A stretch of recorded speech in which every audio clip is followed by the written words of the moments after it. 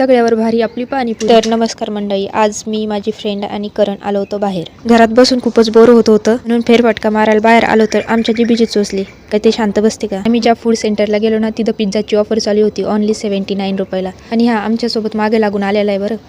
तुमचा पण लहान भाऊ असाच करतो का। पिझ्झा तर रेडी होऊन आलेला, दिसायला छान दिसत होता बट त्यावर चीजची खूपच कमतरता होती आणि टेस्टच्या बाबतीत म्हणलं तर ठीकठाक होता। आता प्राईसच्या हिशोबाने ठीकच होता। आधी पोटोबा नंतर इटोबा अशी गोष्ट झाली होती आमची। तिथं सिद्धिविनायक आणि राम मंदिर होतं, मग मस्तपैकी तिथे जाऊन दर्शन वगैरे घेतलं।